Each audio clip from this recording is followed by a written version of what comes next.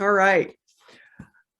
Want to welcome everybody to our Financial Foundations webinar. And tonight's is being transformational in a transactional world.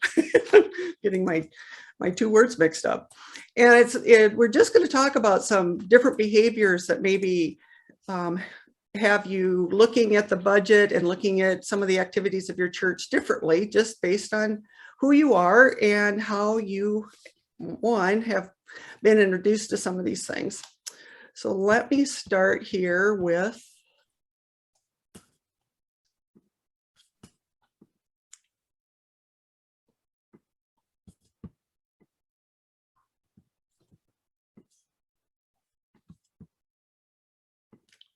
there. Can everybody see that?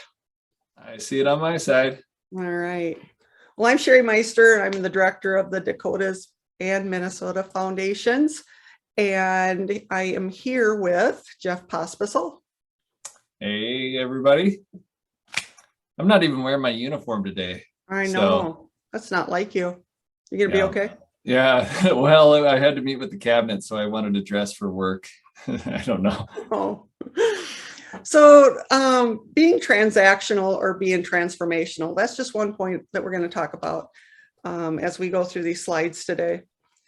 And one thing that every time we make a decision and we work on different projects in the church, we should think, are we making a difference? Are we doing things that are inviting others in, we're going out in the community and helping people? Are we making a difference? And here's some different descriptions. This, of course, isn't everybody in each one of these, but I thought it laid it out kind of nicely that transactional leaders focus on goals. They use rewards and punishments, usually reprimands, for motivation. And they're pretty reactive in nature, so reacting to a situation. Transformational leaders, they focus on the vision. They use charisma and a little bit of enthusiasm for the motivation, and they're proactive in nature. You know, Sheri, would you say, I mean, I'm just thinking of my own profession here as an accountant. I mean, most of us have a tendency to be transactional in nature. I mean, Right. Would you mind going back to the last slide real quick? But I just think about it. Most of us think, well, if we offer an extra $100, people will do this. If we charge them an extra, they won't do this, or whatever it will be. I mean, so I'd always wondered about having more of a diverse finance committee besides just having accountants and bankers onto there, because I think maybe I'm being stereotypical, but the idea that we are more likely to be transactional, because even you tell the story again, when I first got here, what do we do with the money? We invest it. And we earn interest, that's the kind of thing. And that's just our default mindset. So. Well, and Jeff, from that day, that was one of the first 2 days that I'd started work, and you were standing there and when I asked that question. And it's been a really fun, really transformation of the foundation over the last 8 years. And we just had 2 people recognize this at our board meeting, and one was our accountant, and they both had seen the difference that it had been going from the transactional to the transformation, and the thoughts we put into, if we have these dollars, what are we going to do to help people?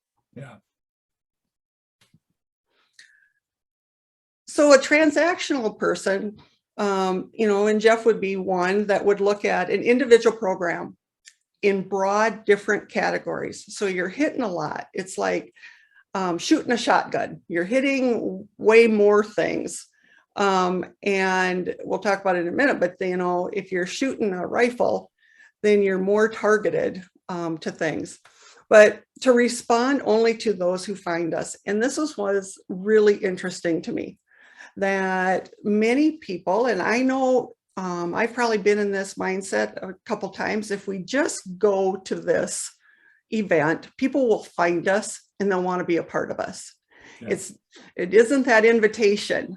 Here's what we're doing. Here's some things that might be of benefit to you. Why don't you join us and be a part of us? mostly transactional people wait for the person to come to them. You know, Sheri, would you say that? The thought that comes to my mind is I don't know how many churches had a daycare or allowed a daycare to use their facility, assuming that people that would walk into there would automatically become church members. And Right. and I remember talking to one, Pastor Iverson is his name, I guess, but he served a small church, and they did a survey of the people in the community, and most of the people said, "Oh, is that the church where the daycare is at, or something like that?" They didn't even recognize it as a church, I guess. I don't even know how to say it, but they'd say, "Oh, are you saying there's a church at that daycare?" So it's basically the way they said it. So Yeah, and that's exactly right. And that is many times the mindset. If we can get the parents through the door, then they'll become members because we're at the church. yeah. It's got to be a whole lot more inviting and relationship building and focus on what the needs are of the people that are coming in for the daycare. And then respond to any request within our priorities. We've seen this a few times on a scholarshiping. Well, no, this was a grant committee that we were on, that every single project sounded good to some of the committee members. And once we sort of honed in on what we were going to focus on, the applications became stronger, the ministries became stronger, and the missions became stronger when it was no longer you all come, everything's accepted. And then exhibit an attitude of scarcity, because people see the dollars through limited funds, the weekly offering, the annual fund. Now, I think in our last webinar, Jeff and I talked about the churches that we've gone into, and we're, reviewing their budgets and their balance sheets and their profit and loss and everything, and finding money that can be used in ministry and helping them understand how they can do that, rather than having it sit there because nobody knows what to do with it. And their ministries are growing, and the focus on ministry is more so than having the last amount that we had was $30,000 off to the side. That is not, again, gonna create ministry on its own. And then there's the fragmented and the competitive investing in many people think if we could just buy into, I always use Coca-Cola, which is no longer the hot one, of course, but if they could buy into the hottest stock, just that one, then Twitter. yeah. Then, all of our troubles are going to be gone because we've got this one. Well, the foundation, we've learned years ago that wasn't the most effective, and we have a pool across the board of funds that are being very well managed. And then transformational minds and thinkers and their operations. Transformational people align funding and activities. You can read this, of course, I'm not going to read it all to you, but they focus on how not only they are impacted by these dollars, but how they could go out into the community or find another organization, a granting organization or a community organization, the school. There's been lots of great work done with schools. So they try to align those funds with the activities in the community or within their churches that speaks to who the church really is. And then transformational people also want that community connection themselves too. So many times they're the ones that are looking for the opportunities, recognizing the opportunities, and bringing them back to the church committees to see if they could be a partner in some way or another. And they're proactive, and collaboration is a big part of people who are transforming. And then they exhibit an attitude of abundance. And really, I should change this word, because I like the attitude of opportunity rather than abundance, because people think if you have an abundance of anything, you're set. You don't have to do anything more. You're going to be able to do ministry. You will do this with this little pile of money. But if you have an opportunity versus scarcity, you can see what possibilities there are if you begin to look at a budget that is no longer in that scarcity mentality. This is the why. What is your attitude? I mean, what is your idea for your church to be a priority in the community? Are they being a leader? Are they looking for new ideas? Are you finding ways to bring in new people? And then they look beyond the impossible and really beyond the possible, which to many people is the impossible. And they look for opportunities of how do they connect the dots? How can we make this work for the better of our church and for the people sitting in the pews? You know, Sheri, when I think about when I'm operating in a transactional type of mode, most of my focus and energy is looking at the bank balance. And that ends up being the main goal versus we know that's not the main goal of a church. No church would say our mission is to have a healthy bank balance. But that when I am in track, so if I wanted to gut check myself, if how I'm operating, is that what I'm most concerned about? Or am I more concerned about whatever your mission is as a church? You know, so. Right. And when you have that mindset though, Jeff, when you look at different spreadsheets and different graphs and things, and you have that switch in mindset, don't you see the numbers differently? Yeah, well, yeah. And you do, you do look at it differently. And I see the people differently because and this is so behind the scenes type of thing. I wanted to name this webinar Jesus for Sale or something to that effect, because you start seeing everybody in your church and potential people in your church as customers that you're trying to get to pay for something instead of partners, maybe. I don't know if that's the right word. What would you use? I mean, they're not customers, just partners or coworkers or what, something like that. Yeah, I would say partners are all in the connection. Yeah. And bringing everybody together in the connection. They're on the same team. Either we are serving them and trying to build them up, but most of them, we want to be part of the team. So, yep. So. When we think of generosity and stewardship and bringing different personalities together, it's more than checking boxes. There are many, many people that are working on a project, or they've got a mission that they're trying to work towards, or they're trying to balance their own checkbook, or they're trying to balance the church operating fund, and they just want to get it done. So they're checking boxes, it's done. In transforming people's lives, it goes beyond that. It's not just getting it done. It's what do we do with it? How can we use what we have, the resources that we have, to make a difference?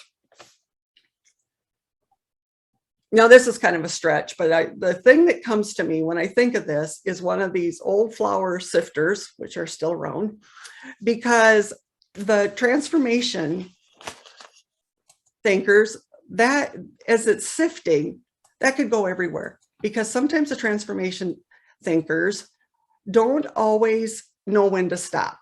They don't know what to do or to turn it off a little bit on some of that thinking. And so if you keep winding the crank on there, you are sifting everywhere, and you probably have a leak in the bottom of it as well.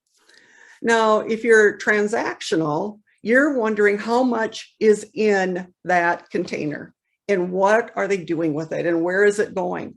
And then this was another great image to me, is that they have a lid on it.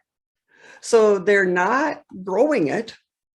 They're just waiting for somebody to take it a bit at a time so that everybody's comfortable with it. So you need to take the lid off, figure out how to fill it, and then work with your dreamers to see where some of the flour can be spread across to make whatever you're making in that. But if you use that analogy, but to me, you all have to work together, and it can't just be one person using up all the funds. Now, Jeff and I've seen that too, that somebody will have a lot of funds and they don't have enough of the transactional minds in there, or the person with the purse strings is very convincing, and all the money will disappear way faster than anybody could imagine. Sheri, I don't want people to get the wrong idea. We don't mean, that you are, like you're saying, we're not being wasteful of money. We're not being not careful of it. We're actually being more focused on what the results, the transformational results. And so we still want good management, which is what really transactional tries to double and triple down is good management, but you without the leadership or the vision. So anyway. Yeah, that's exactly right. And that's why I had mentioned earlier that if they're working together, even in this, in my little diagram here, is that then if you're all working together, you know where it is to sift the flour, because you know which recipe, I guess, if you wanted to use that analogy, that you're all working on together for whatever the purpose is for your church. And this is where people get confused, because both types of leaderships are needed to counterbalance each other. It's the thing what Jeff was just talking about of getting all of one mindset on your committees is never healthy. When I ask for people and ideas to sit on our foundation boards, people are like, we know they invested really well, or we know that they had some money and they started to invest. And this person's been on the finance committee at their church for the last 35 years. We think they'd be great. What we're working on is finding people that balance the entire board so that it becomes a whole in the way that we're thinking and the way that we're programming. So a transactional leader makes sure the team is running smoothly and they're producing results today. They want to know what's happening today. And then transformational leaders spur innovation and look for opportunities towards tomorrow. I cannot tell you the number of times I've had people know that I went to a lunch with somebody. It could be the first lunch, it could be the first couple, and say, so did you get the money? That's not, I don't get to produce results in a day. It's always exciting when we work through down the road and those happen, but it's a long-term race. It's way long-term, and producing those results in a day is not even possible in the foundation world. So I was always surprised at the beginning when people say, so did you get that? No, it doesn't quite work that way.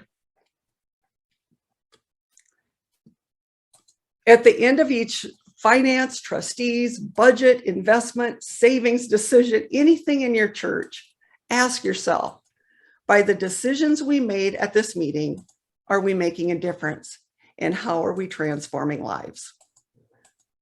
So just take a second and think about the last committee that you sat on or that you attended, and ask yourself that question. Did the decisions you made that day make a difference in transforming lives?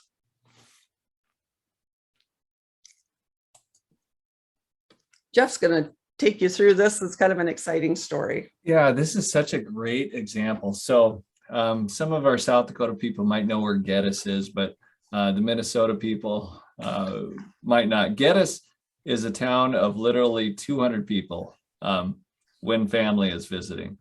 And they don't have a school. Their closest school is probably about 20 minutes away, I believe. Fabulous little church, though. About 8 years ago, they were struggling. As you can imagine, they have a full-time pastor. So they have a full-time pastor just to themselves. They invited Sheri in. They had about $60,000 in CDs at the time. And very transactional type of mindset. Now that I look back at it, they were really counting the days until they had to eventually be yoked with another church in order to afford a pastor. And they were just hoping to get a little bit more out of their CDs. So they invested with the foundation. There was a shift in their mindset right around then. And there was multiple things going. I'm not just saying it was just the investment with the foundation. But there was other things also happening at the same time, and this reinforced it, that money can multiply and money can be used for more than just hopefully helping us just get by. And I just talked to the pastor, I think it was a week ago or so, maybe 2 weeks ago. And I just asked him about it. I said, what do you guys do with that money? Because I've seen it a little bit where they were a little bit more generous to, like, we have a Builders Club program and some other offerings that they were giving towards. And he said, yeah, they get together quarterly for their annual or quarterly for their business meeting. And before, it used to be to kind of, go over the finances and see how bad the damage was. Well, after they started investing with the foundation and started seeing their money multiplying, every quarter they get together to see who's in need that needs some extra money. And so every quarter they're sending out checks to people in need from this church that has no natural advantages or anything like that. So, and Sheri, I think you got this is the stack. You can see on the left there, the pile of them. These are the thank yous they've received over the years. And for me, that's what it's about. These are people that were touched by the generosity of this church, their lives were changed in some way. You see some of them are personal notes, some of them are, giving to Advance or some other organizations. And one, I'm just going to throw this in there because it's one of my beefs, is that a lot of times I'll hear from churches, but we need to support our local bank. We need to support our local bank. I would guess that they received absolutely zero thank you notes from their local bank during the previous 8 years versus all these ones. And if they wanted to, they could send a check to their local bank too during one of those quarterly meetings. So, and then they probably would get a thank you. So anyway. Yeah, Jeff, thanks. This was really exciting when these pictures came in to me this week. And it really was heartfelt that this much ministry is going on in a community that size. Yeah. So let's take a minute. We're going to have a polling question here, but how does your church fund the budget? Is it through the weekly offering only? During fundraising, do you have a fundraising event? Or is there that donor that comes through and fills the gap at the end of the year to save the day? Or does everybody rely on faith because God will provide?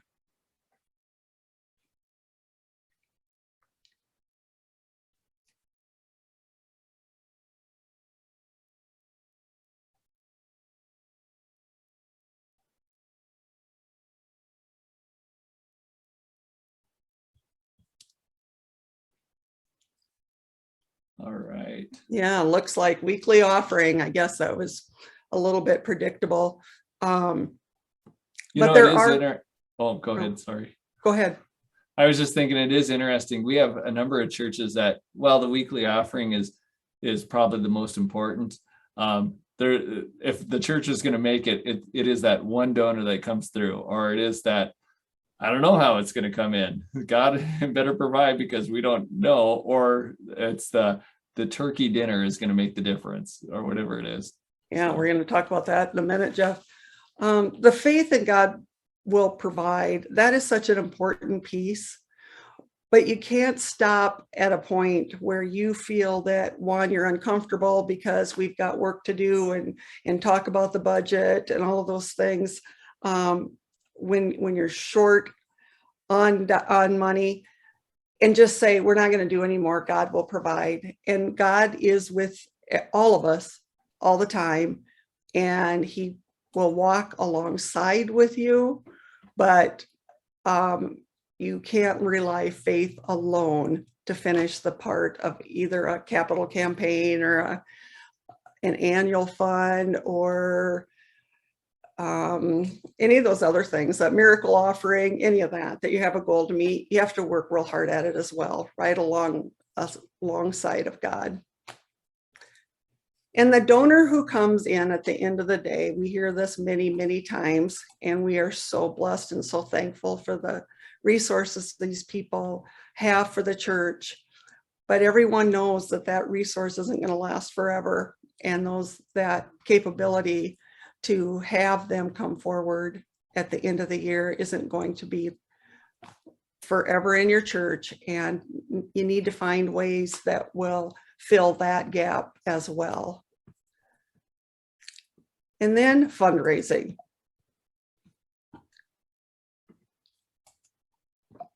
Okay, I can't get it to there. Fundraising in the church. What are your goals of your fundraiser? You should never do a fundraiser just because. It's time to get people together and we're going to do the fundraiser just because we haven't had any activities in our church for a while. Has the fundraiser that you do have, has it evolved to the times? Are you adding online giving so that they can still give in a different way instead of just having the cash, a fishbowl or offering plate to put the money in? And are you meeting new people? Is the fundraiser bringing in new people and there's new opportunities for people to join your church and not just come in and eat, but is there a process in place to be able to meet with these people that have come to enjoy the meal or the activities of your fundraiser? Sheri, I had a question from another church. Sunnycrest was the name of the church, but so some of these are the regular fundraisers, like the turkey dinner or the whatever we normally do. Some churches I know they like make meatballs or whatever it is. But then there's also those other ones that I think about. They want to raise money for the piano, and they want to raise money to fix a pothole in the parking lot, and they want to raise money to paint and all that other kind of stuff. And those are also something to think about too. If you're going to raise money for something like that, I mean, I've heard you work with churches to try to take a bigger picture of it. If you're going to do that, how does it even tie? I mean, I just remember our work with a number of churches like Canton and others, where if you can't tie what you're doing to the mission, it's probably going to be less than successful. And if you can't paint that vision, otherwise it's a distraction. It's either a distraction or it's advancing the mission. So right, and there should always be more than one benefit from the fundraiser, so that it touches the hearts and souls of more than just people that are interested in the youth, or they're interested in the community garden, or whatever the fundraiser is for. You need to be able to touch the hearts of many people, not because just one. Even as you're thinking, I was thinking, okay, if I'm going to raise money to fill potholes in the parking lot, why am I doing that? Of course, you want to save parking lot, you want to reduce risk. But I saw little miss whatever elderly lady walking across the lot, and I thought, oh my, this is such a struggle for her to get through here. How brave she is. Why do we have a parking lot that's dangerous for some of our people to cross? Anyway, something to that effect, that we want these people here. Can we make it nice for them to come here? But it is tying that bigger reason why I just don't want. Yeah, I don't want to avoid lawsuits. That's not my main reason. I want to make it so it's more accessible for people to come. Right. So, little story here. When our kids were in elementary and middle school, the church came to a friend of mine and I and asked if we would coordinate the turkey dinner, which had been going on for 50 some years. And unbeknown to us that we would be doing this for 7 years, which most people only did it for 2. What my whole goal was during that turkey dinner was to, we were raising money for the youth. And so that was the goal. And it had been going on for 50 years. We weren't going to be the one that killed it. But looking back and understanding all of this way more so than I did back then, the purpose of the dinner did not really meet the needs of the church and the people in the community. We tried to have meals for the people in the community, and not everyone was comfortable coming and eating those. And we didn't do the follow-up to know who the people were that were coming in. It really became an annual church family reunion that came together for money for the youth. But what I really should have done was killed the turkey dinner. And there's not a lot of people at our church still to this day. I wouldn't be very popular with them. But I know firsthand the work, the volunteers, the traditions that you try to keep going because they were important to some people 30, 40 years ago. All of those pieces are put into place, and you just have to wonder if it is worth it. So think about it. If it's serving the need of your church, and it's bringing in new people, and it's starting new ministries, and it's got dollars for this, and the youth really couldn't go unless they did this, then you should have it if it outweighs the work that's being put into it. But this is the formula that I like to look at to think about, is it worth it? Because all of these things to the left on your screen are going on. You know, they're helping, and there's volunteers, and there's togetherness, and there's mission, and there's working with the caterer in our case, and getting enough pies into the church, and making sure that the cranberry sauce that's been made for 100 years, 50 years, is still the same cranberry sauce, and those things. Is the total purpose and the outcome, is it equal or greater than the work, effort, and the cost of the event? And those are just things you need to think about. Is it time to do something different? Is it time to have this fundraiser be a part of what we're doing, but to be on a smaller scale so that we can reach more people in a different way?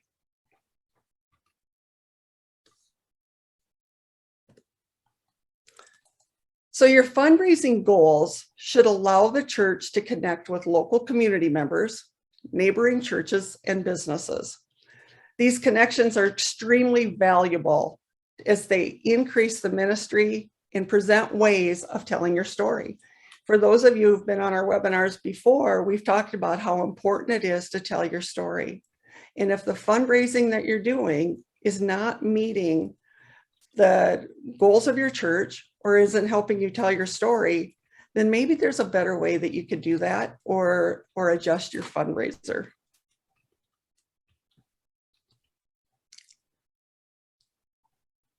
So in closing, we got kind of a shorter one today. I don't know what it's like where everybody's logging in, and if the weather's nice, it'll give you a chance to get outside for a little bit.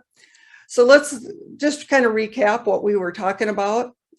Are you recognizing your personality and how it impacts your church budgeting with supporting ministry? And what that basically says, are you looking at the budget in all ways? And do you have everybody at the table to look at the budget of all individuals that think and see the numbers differently? Do you have people on there that are keeping check with every organization and every tax and all of the things that need to be done? We want people to do that. But are you also having someone that can be innovative and look for opportunities towards tomorrow? And just as I mentioned, that budget, are you seeing with thoughts of opportunity? Are you checking boxes just to get it done?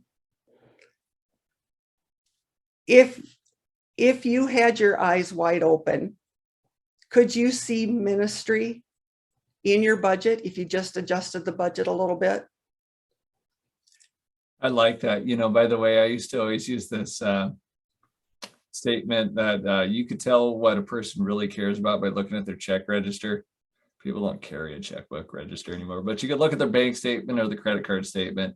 Same kind of deal. Could you tell what is most important to your church just by looking at the budget or the financial report? So I like that one. Yeah. And how are you stewarding your resources for God's kingdom?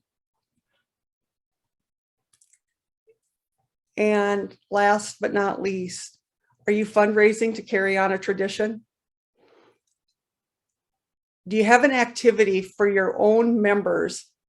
This is what you're trying to do to engage your own members. Is that why you're having this activity? Because people usually don't meet each other in church except for coffee and things afterwards, but otherwise sitting in the pews. Is this a reason that you're doing another one of your fundraisers or your activities? And are you inviting new people who you could transform that will value the changing of lives and seeking the love of Jesus Christ for the transformation of the world?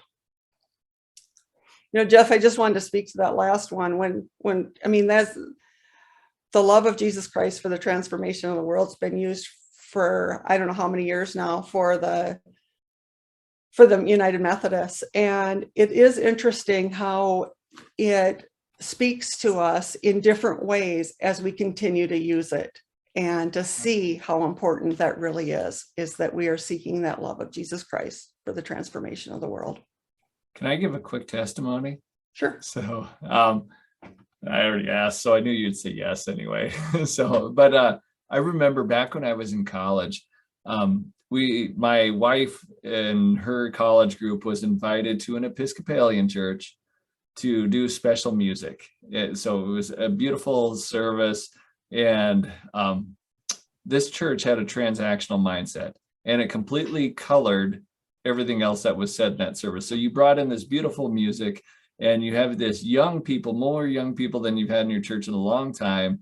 And what do? They get the finance person coming up there, and he says, "Did you guys look at the financial report? We all need to give more. Otherwise, we're going to close the church." And that's just the idea. That's a symptom of that transactional mindset. They couldn't even see the kids there that they'd effectively immunized from being Episcopalian. So I have never been in an Episcopalian church ever since then. I'm sure there's wonderful ones out there, but a red door just scares me off. So, but that's the kind of feeling you get if you slip in that transactional mindset. It's like, we'll have a great, beautiful service, mainly to get money from you people that are here, and forget about all the new people that are just walked in our doors. So right. Anyway. Yeah, that's exactly right. And in remembering those things every time you start a worship service, or you know that you're inviting people into your church, how that one person could be affected like you were, Jeff, and never return. So. And it happens the other way too. I mean, again, we went to Kermit Culver's church at Bismarck Legacy, and they offered us ice cream, and they had a great talk with me and my wife, and you could tell they cared more about us than they cared about our pocketbook at the time. So it was, but yeah, it's just interesting. It just colors your whole mindset when you interact with people. Right. So. Well, thank you, everyone. If we can be of any help or service to your churches, please do not hesitate to call us. We love working with the churches, and we are here to help you be successful in the work that you do of helping people meet Jesus for the transformation of the world.